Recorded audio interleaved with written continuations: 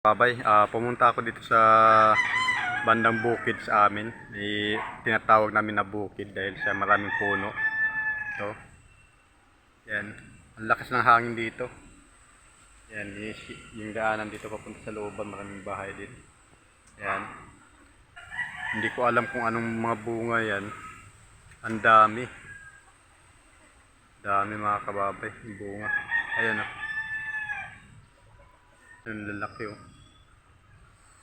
Yan o. Parang suha.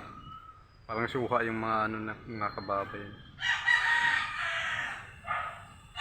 Yan, parang suha siya. Ang daming bunga. Yan o.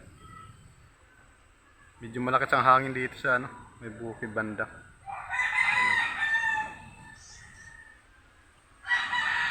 Masama ang panahon pati yan, makulimlim. Yan mga kababay, yung mga daming bunga.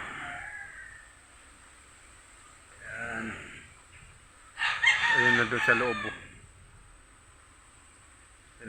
Laki ng mga, ayun pa sa baba oh. Mayroon sa baba. Yan mga kababay yun. Sumayad na sa lupa yung bunga. Ayan. Ayan, nakasayad sa lupa. May mga manok pa kasama. Ang dami. Yan. Daming bunga. Okay mga kababay. At medyo malakas ang hangin. Yan medyo maano-ano ang hangin dito sa may bukid na tinatawag namin. Malapit lang to sa area namin. Bali area 7 din to. Tawag to. Bukid lang siya. Parang kasi maraming puno. Okay mga kababay, hanggang dito lang muna. Yan, pinakita ko lang sa inyo kung gaano kadami ang bunga niyan. Maraming salamat po. Hanggang dito na lang. Doon ako galing. Yan, dito. Yan, kaya tinatawag namin ng bukid to kasi maraming puno.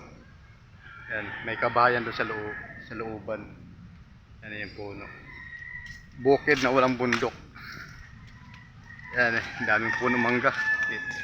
Yan, kinita na to. May puno na yan. Yan o. Kita nyo. Yan o.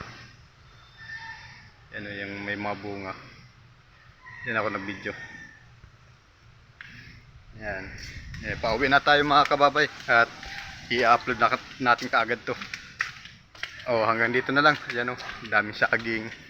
May mga bahay din yan. Okay mga kababay. Hanggang dito na lang. Salamat. I love you all.